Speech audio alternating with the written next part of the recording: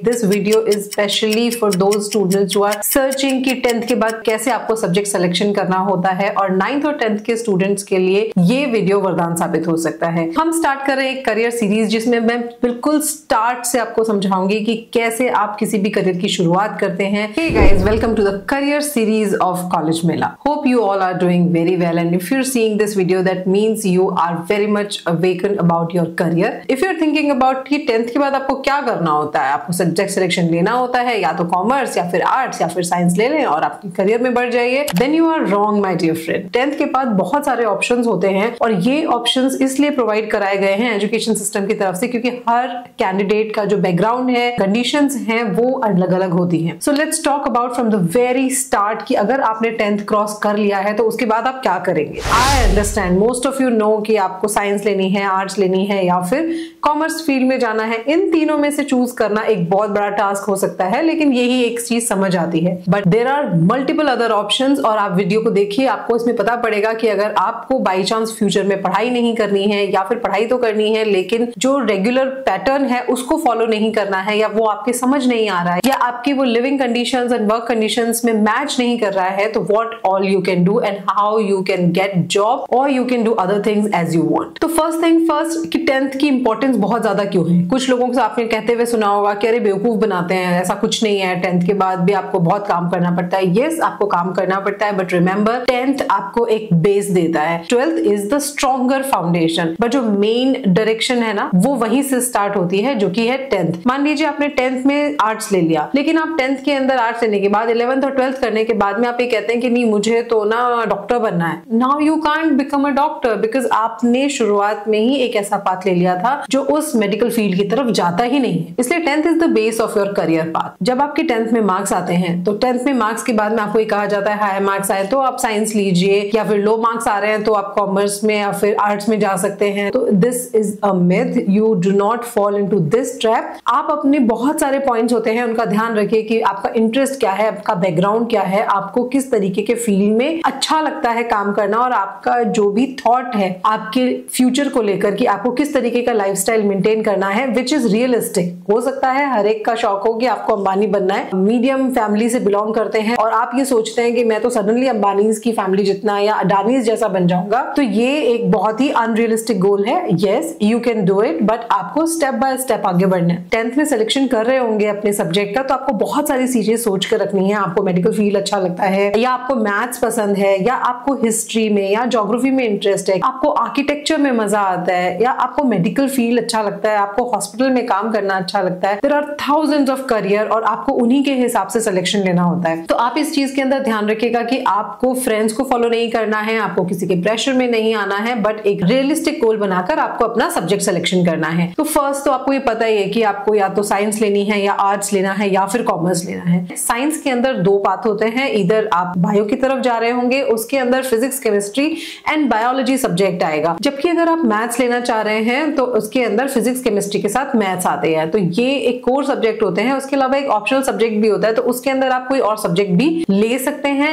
Core subjects होते हैं, ये मैंडेटरी होते हैं कि अगर आपको मैथ्स लेनी है तो फिजिक्स और केमिस्ट्री उसके साथ आएगी ही, या बायो लेनी है तो उसके साथ आपको फिजिक्स और केमिस्ट्री लेनी ही होगी। लेकिन इसके अलावा ऑप्शनल सब्जेक्ट्स भी आते हैं। आपको वन ऑप्शनल सब्जेक्ट लेना होता है तो उसके अंदर एडिशनली आप कोई और सब्जेक्ट ले सकते हैं। ये बहुत सारी चीजों पर डिपेंड करता है, आप कौन से बोर्ड से एग्जाम दे रहे हैं, आप कौन सी स्कूल में पढ़ रहे हैं, वो स्कूल आपको कौन से सब्जेक्ट का ऑप्शन प्रोवाइड करता है। तो इस तरीके से बहुत सारे ऑप्शंस होते हैं। You can choose whatever subject you want additionally, लेकिन कोर सब्जेक्ट जो है वो मैंडेटरी होते हैं और उनको आपको लेना ही होता है। यहाँ आप जब सब्जेक्ट सिलेक्शन कर रहे होंगे तो आप अपने सब्जेक्ट को, जो एडिशनल सब्जेक्ट है, वो आप सोच कर ले सकते हैं कि कौन सा है जो आपके इस फील्ड में आपको सपोर्ट कर सकता है, या फिर अगर आप एक फील्ड में सक्सेस नहीं हो पा रहे हैं तो किस तरीके से आप अपना जो सेकंड बेस्ट ऑप्शन है उसको चूज अगर करते हैं तो उसके अंदर वो करियर में आपको हेल्प करेगा। इन ऑप्शनल सब्जेक्ट्स के अंदर आ सकते हैं computers, physical education, fine arts, music and languages like foreign और इंडियन लैंग्वेजेस। इंडिया में इतनी सारी लैंग्वेजेस हैं एंड फॉरेन लैंग्वेज भी है, और आजकल तो जर्मन, फ्रेंच, ये सारी जो लैंग्वेज है इनको पढ़ने का बहुत क्रेज है, तो इनको भी आप ले सकते हैं एज एन एडिशनल सब्जेक्ट। तो फर्स्ट इज साइंस। तो साइंस के अंदर या तो फिजिक्स, केमिस्ट्री और बायोलॉजी, या फिर फिजिक्स, केमिस्ट्री और मैथ्स आप ले सकते हैं। अगर आपने बायो लिया है तो आप बेसिकली मेडिकल बैकग्राउंड की तरफ जा रहे हैं, आप उसमें MBBS, BDS या फिर बहुत सारे जो पैरामेडिकल कोर्सेज होते हैं, physiotherapy, BSc nurse nursing, veterinary, ये सारे जो कोर्सेज हैं, आयुष कोर्सेज हैं, उनके अंदर आप जाते हैं अगर आप बायो फील्ड लेते हैं तो। लेकिन अगर आपको लगता है कि आपको बायो नहीं लेनी है, मैथ्स आपकी अच्छी है या आप मैथ्स में इंटरेस्ट रखते हैं, फिजिक्स और केमिस्ट्री तो आपको दोनों ही तरफ लेना पड़ता है, बट आपको लगता है कि आपको मैथ्स की तरफ जाना है या फिर आपको एनडीए का एग्जाम देना है, मर्चेंट नेवी में आपको जाना है, तो यहाँ पर आपको मैथ्स लेना होगा एज इन 11th 12th के जो कोर सब्जेक्ट होते हैं उसके अंदर। अगर आपने मैथ्स ली है तो 12th के बाद आपके पास में बहुत सारे करियर ऑप्शंस होते हैं, जैसे कि आप इंजीनियरिंग में जा सकते हैं, आप आर्किटेक्चर में जा सकते हैं, NDA, merchant navy and lot of other courses. By chance अगर आपको ये लगता भी है कि आपको 12th के बाद में मैथ्स में नहीं रहना है, then also you can switch your career towards arts या फिर आप कॉमर्स में भी जा सकते हैं। तो मैथ्स या बायो लेने के बाद में आपके पास ये एडिशनल एक एडवांटेज होता है कि मैथ्स और बायो के बाद आप कॉमर्स आर्ट्स में आ सकते हैं। लेकिन कॉमर्स लेने के बाद यानी कि 11th और 12th में अगर आपने कॉमर्स ले लिया है तो उसके बाद अगर आप चाहते हैं कि 12th के बाद आप साइंस फील्ड में आ जाए, वो आपके लिए पॉसिबल नहीं होगा कि आप 12th के अंदर कॉमर्स लेने के बाद में कॉलेज में या फिर ऐसा कोई कोर्स चूज करें जिसमें कि बायो या मैथ्स की डिमांड थी। आप आर्ट्स के लिए जा सकते हैं, लेकिन आर्ट्स वाले बच्चों के लिए ये ऑप्शंस ओपन नहीं होते हैं। आर्ट्स वाले बच्चों को भी साइंस या फिर कॉमर्स के अंदर फील्ड में एंट्री नहीं मिलती है, तो यहाँ जाकर साइंस के जो बच्चे होते हैं उनके पास थोड़ा सा एक एडवांटेज होता है कि उनके पास में करियर अपॉर्चुनिटीज ज्यादा होती है। Next comes commerce field. तो अगर आप कॉमर्स में जाते हैं तो आपको accountancy, business studies, economics and mathematics subject लेने होते हैं। यहाँ पर अगर आप करियर पाथ की बात करें तो आप चार्टर्ड अकाउंटेंट बन सकते हैं, कंपनी सेक्रेटरी बन सकते हैं, उसके अलावा banking, finance and business administration में भी जा सकते हैं। नेक्स्ट कम्स ह्यूमैनिटीज या फिर आर्ट स्ट्रीम। बहुत सारे बच्चे कंफ्यूज हो जाते हैं कि ह्यूमैनिटीज क्या होती है, आर्ट स्ट्रीम क्या होती है, सेम ही होता है। History, geography, fine arts, music, ये सारे जो सब्जेक्ट्स होते हैं, and if you want to read about languages, either foreign और इंडियन लैंग्वेजेस, ये सारी चीजें आर्ट्स में आती हैं। तो अगर सब्जेक्ट की बात करें तो history, geography, economics, political science, psychology, sociology and languages इसमें आती हैं। करियर की बात करें तो आप सिविल सर्विसेज में जा सकते हैं, लॉ कर सकते हैं, जर्नलिज्म में जा सकते हैं, टीचिंग, सोशल वर्क में जा सकते हैं, and if art attracts you, आप क्रिएटिव फील्ड में जाना चाहते हैं, आपको हमेशा से क्रिएटिविटी पसंद थी, you love to design things, तो वहां आप आर्ट एंड कल्चर के अंदर भी इसको ज्वाइन कर सकते हैं। So these are the 3 main thing जो मोर और लेस आप सबको पता होंगी। अगर नहीं पता होंगी तो यहाँ से आज क्लियर हो गया होगा कि इस तरीके से 3 स्ट्रीम्स होती हैं। अब आता है बहुत ही इंपॉर्टेंट पार्ट कि अगर आपको 11th और 12th नहीं करनी है, आपकी सिचुएशंस नहीं है इस तरीके की, या फिर आपको लगता है कि आप नहीं है पढ़ाई के लिए, आपसे नहीं होगा इस तरीके से पढ़ना, या जॉब ओरिएंटेड आप काम करना चाहते हैं,